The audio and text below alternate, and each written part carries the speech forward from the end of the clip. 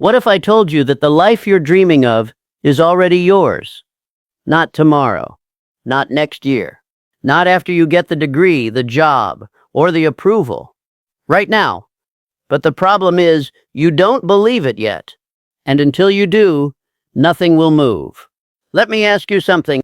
Have you ever noticed how winners walk into a room like they own it, even before they win anything? That's not arrogance, that's alignment. That's the mindset of someone who understands the game.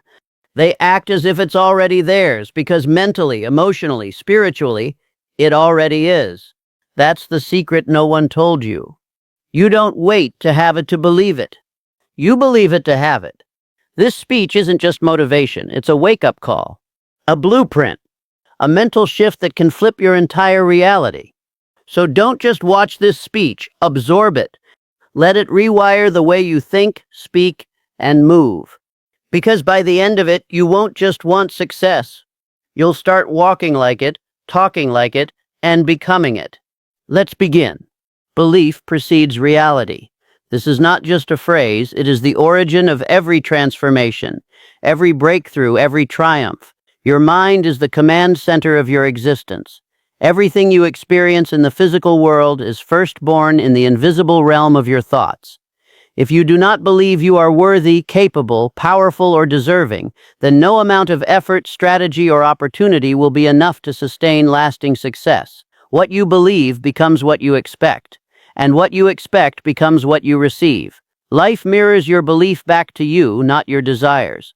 You may want a better life, but if deep down you don't believe it's possible for you, your actions will betray your disbelief. You will procrastinate. You will self-sabotage. You will settle. The reason belief is so powerful is because it determines how you see yourself. And how you see yourself defines how you show up in the world. People don't succeed by accident. They succeed because they see it first in their minds and carry that image with confidence into their actions.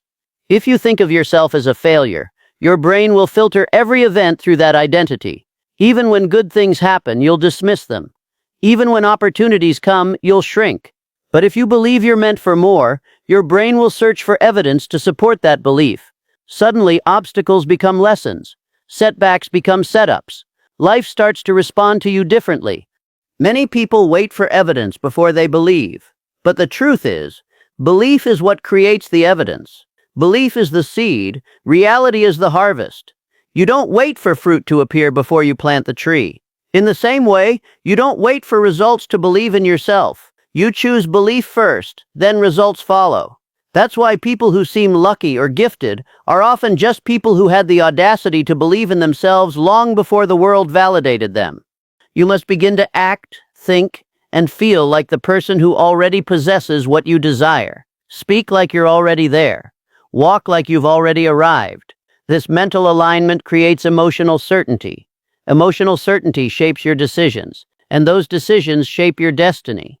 The moment you start to believe with conviction, not hope, not wish, not maybe, but deep, unwavering belief, the universe begins to rearrange itself in your favor. Doors open, people appear, resources align. That's the power of belief. If you can master your mind to believe in the reality you want before it arrives, you will experience it long before others see it, and by the time they notice, you'll already be living in it. Reality is not what you wait for, it's what you create, and it begins the moment you believe. Your identity is the invisible blueprint that silently controls every decision you make, every risk you take, and every result you get.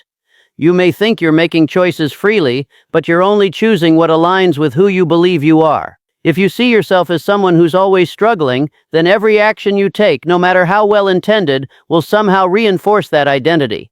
You might chase success, but you'll do it with hesitation. You'll doubt your own ideas. You'll talk yourself out of taking the leap. That's not because you're not capable. It's because your identity silently told you that you're not someone success belongs to. But when you change how you see yourself, you change how you move through the world. The person who believes they are disciplined wakes up early without resentment. The person who believes they are focused eliminates distractions with ease. The person who believes they are worthy walks into opportunities with certainty. It's not about pretending to be someone you're not. It's about stepping into the truest, highest version of who you are. That version already exists within you. But to access it, you must start acting in harmony with it. You must speak in alignment with it. You must carry yourself in a way that reflects that identity, even if your current reality doesn't yet match. This is why people can do all the right things and still fail. They copy habits. They follow systems. But deep down, they're still operating from an old identity. You can't plant seeds of abundance in a mindset rooted in scarcity. You can't achieve greatness while seeing yourself as someone undeserving. Until your internal identity matches the external result you want, the gap will never close.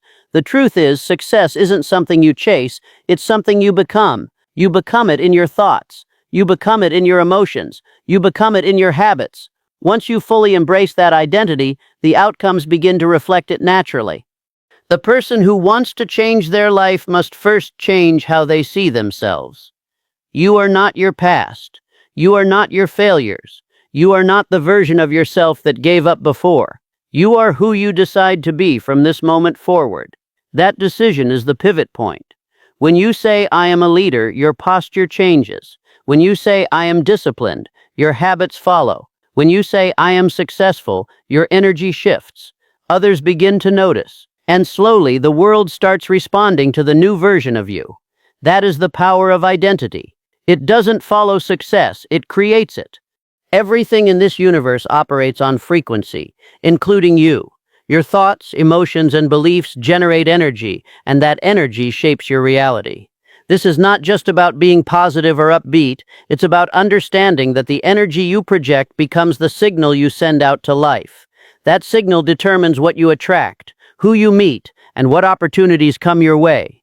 You can walk into a room without saying a word, and people can feel who you are. That feeling comes from your energy. It speaks louder than your voice, travels faster than your words, and influences everything around you. If you carry the energy of fear, doubt, or lack, you'll keep experiencing situations that confirm those emotions. You'll find reasons to stay small, to play it safe, to believe that life is unfair or out of reach. On the other hand, when you walk with energy rooted in belief, abundance, and confidence, the world around you begins to mirror that vibration. People respond differently. Challenges feel lighter. Ideas flow more freely. You start meeting the right people at the right time. That's not coincidence. It's resonance. You're vibrating on a frequency that matches the experience you want to have. This is why it's not enough to just want something.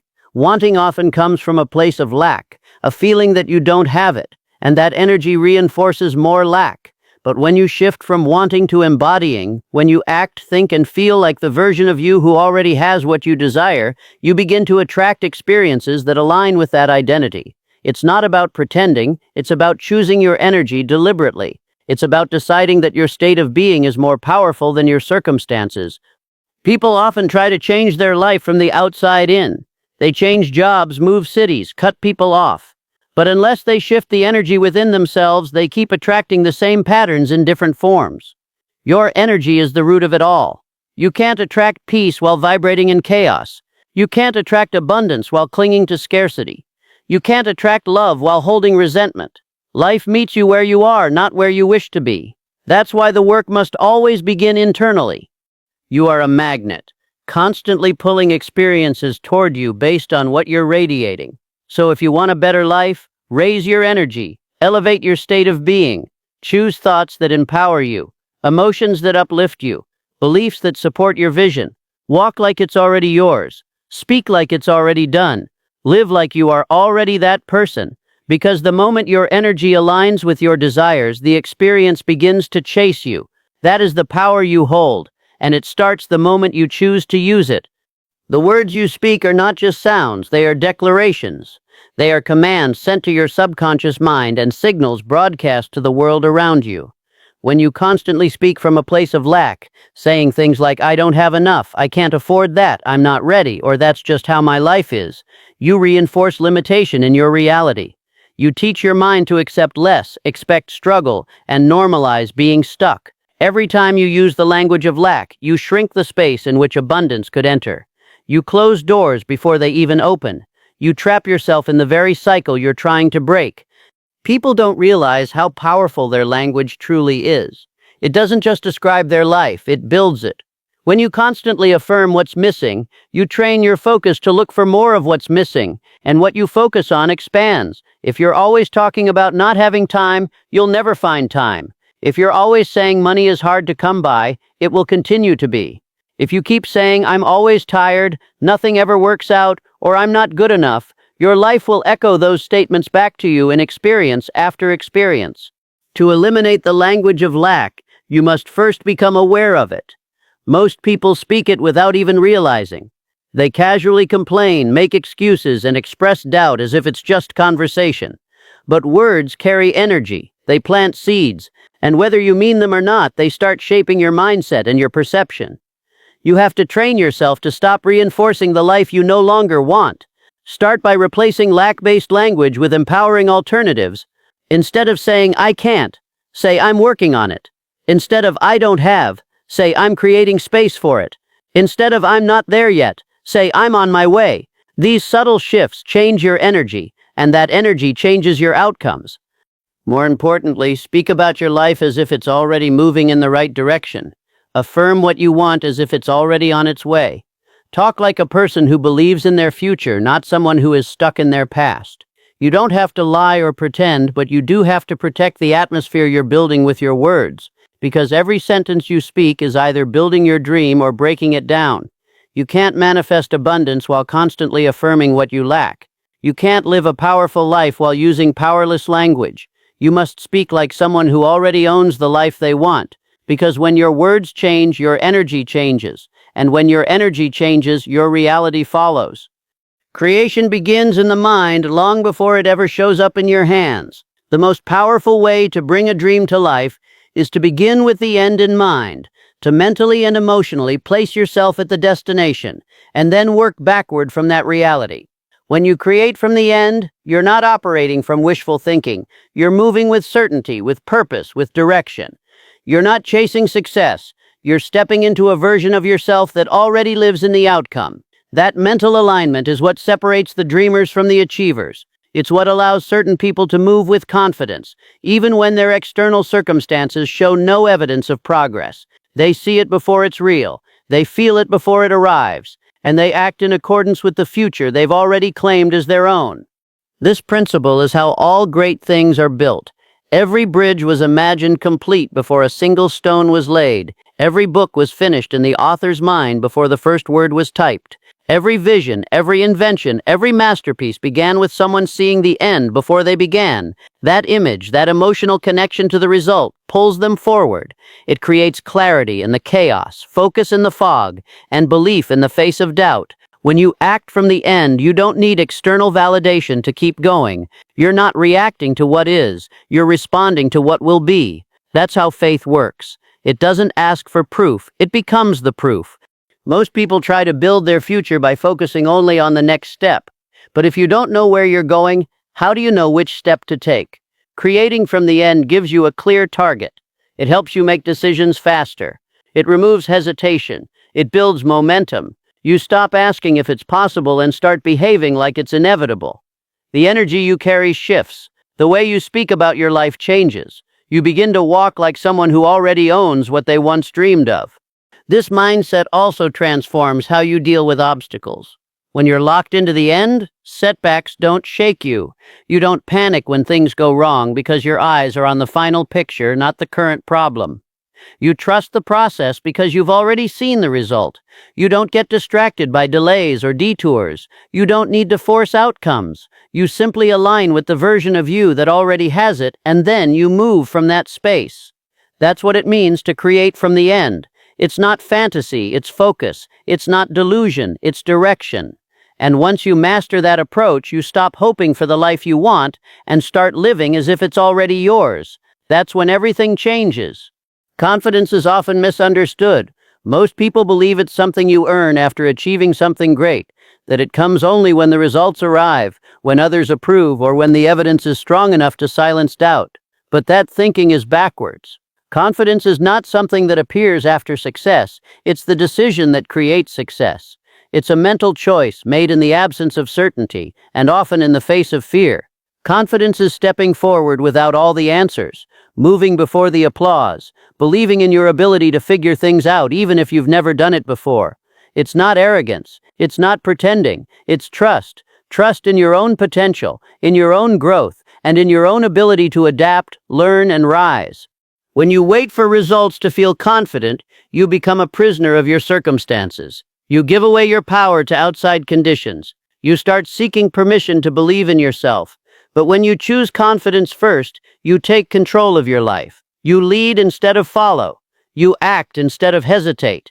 You build instead of wait. Confidence is the inner decision that says, I might not know how to win yet, but I know I belong in the game. That decision changes how you show up. It changes the energy behind your words, the strength behind your actions, and the persistence behind your failures.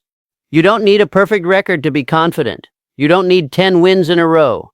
What you need is a single, unshakable commitment to yourself. Confidence is built in the moment you decide to stop waiting to feel ready and start acting like you are.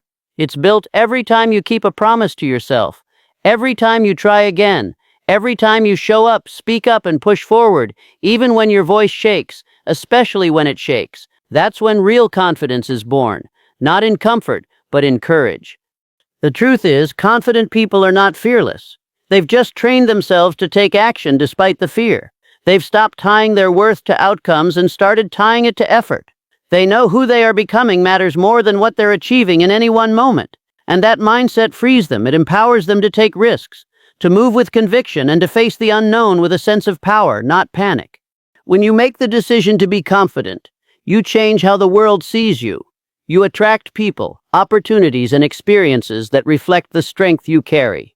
But more importantly, you begin to believe in yourself, not as a result of success, but as the cause of it.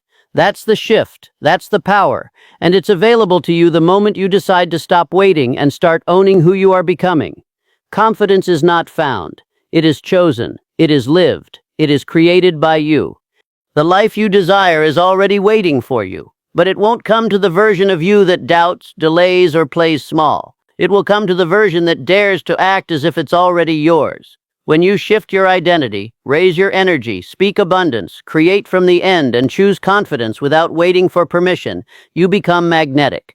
Life begins to respond to your belief, not your fears. The world doesn't give you what you beg for. It gives you what you boldly claim. Stop waiting for proof. Stop waiting for the right time. Decide now. Walk like it's done.